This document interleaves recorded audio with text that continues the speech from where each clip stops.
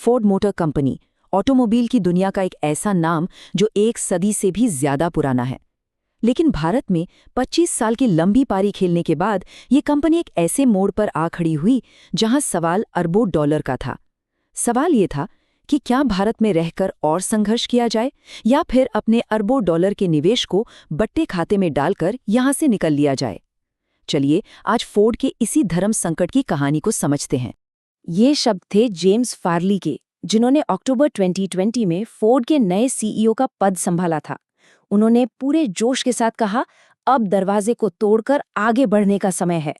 उनके आने से कंपनी में एक नई उम्मीद जगी थी। लेकिन भारत में फोर्ड के लिए सवाल कुछ और ही था। सवाल ये था कि कौन सा दरवाजा बाहर निकलने का रास्ता दिखाता है। फार्ली के बयान में भविष्य की उम्मीद थी, पर भारत की जो जमीनी हकीकत थी वो एक बहुत बड़ी उलझी हुई पहेली बन चुकी थी। देखिए, फार्ली को कंपनी की बागडोर तब मिली जब हालात सच कहें तो बहुत खराब थे। पिछले सीईओ के दौर में फोर्ड के शेयर 40% तक गिर चुके थे। तो फार्ली को एक ही काम के लिए लाया गया था, कंपनी को ठीक करना, चाहे इसके लिए कितने भी कड़े फैसले क्यों ना लेने पड़े। और आते ही फार्ली ने दिखा दिया कि वो सख्त फैसले लेने से बिल्कुल नहीं हिचकिचाएंगे।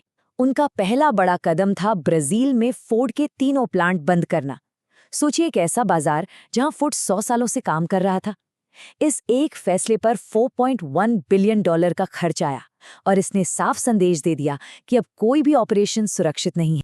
ब्राजील के बाद अब सबकी नजरें भारत पर थीं और यहाँ की समस्या सीधी और बहुत बड़ी थी।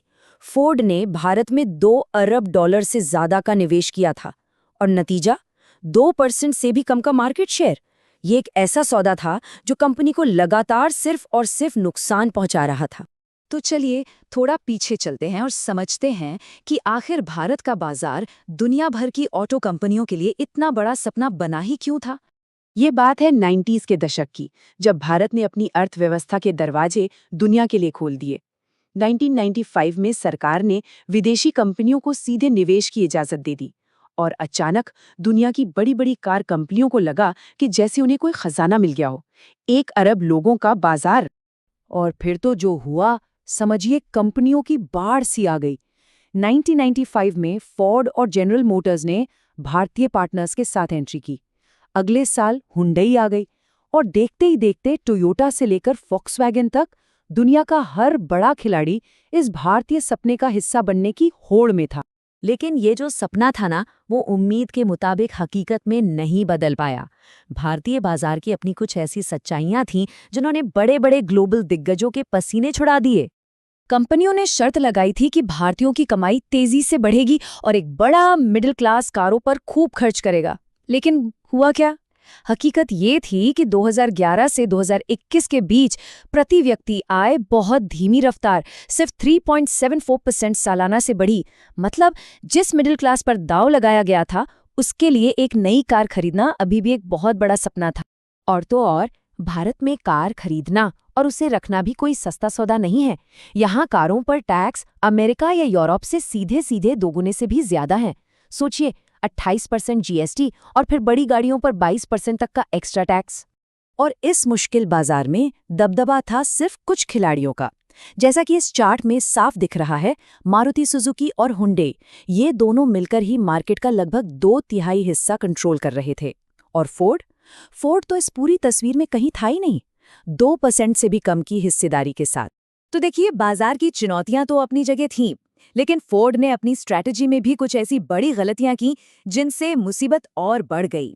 फोर्ड ने भारत में एक बहुत बड़ा जुआ खेला था। कंपनी ने यहाँ 2 बड़े प्लांट लगाने में $2 अरब से ज्यादा खर्च कर दिए। इन प्लान्स की कुल क्षमता थी हर साल 4,40,000 गाड़ियां बनाने की। ये आंकड़ा अपने आप में बहुत विशाल था। लेकिन अब जो आंकड़ा आने वाला है वो सबसे चौंकाने वाला है। एक रिपोर्ट के मुताबिक इस जबरदस्त कैपेसिटी का 80% हिस्सा बेकार पड़ा था, धूल फांक रहा था। मतलब ये एक ऐसी फैक्ट्री थी जो गाड़ी नहीं, सिर्फ पैसा जला रही थी। अच्छा, फोर्ड ने लोकल मार्केट को समझने के लिए पार्टनरशिप का रास्ता भी आजमाया, लेकिन वो भी काम नहीं आया। महिंद्रा एंड महिंद्रा के साथ उनका जो जॉइंट वेंचर था वो बार बार बनता बिगड़ता रहा और आखिरकार 2020 में वो भी खत्म हो गया। तो चलिए घूम फिरकर वापस उसी सवाल पर आते हैं, सीईओ जिम फार्ले के सामने एक बहुत मुश्किल पहेली थी और उनके पास 3 बहुत कड़े रास्ते थे। पहला ऑप्शन, बोरिया बिस्तर समेटो और भारत से पूरी तरह निकल जाओ, ठीक वैसे ही जैसे जनरल मोटर्स ने किया था। दूसरा ऑप्शन, भारत में गाड़ियां बेचना बंद कर दो और अपने प्लांट्स का इस्तेमाल सिर्फ दूसरे देशों के लिए गाड़ियां एक्सपोर्ट करने के लिए करो। और तीसरा, यहीं रुको और लड़ो, कोई नया पार्टनर ढूंढो, नई स्ट्रैटेजीज बनाओ, कुछ भी करो पर टिके रहो। इस पूरी कहानी में एक और बड़ा ट्विस्ट था, इलेक्ट्रिक गाड़ियां। भारत सरकार ईवीज को जोर शोर से प्रमोट कर रही थी। तो सवाल ये भी था कि क्या फोर्ड को अभी निकल जाना चाहिए और फिर तब वापस आना चाहिए जब भारत का ईवी मार्केट तैयार हो चुका हो। ये अपने आप में एक बड़ा दाव था। देखिए, फोर्ड की ये कहानी सिर्फ एक कंपनी की हार जीत की नहीं है। ये उन सभी ग्लोबल कंपनियों के लिए एक सबक है जो बड़े बड़े सपने लेकर नए बाजारों में उतरती हैं।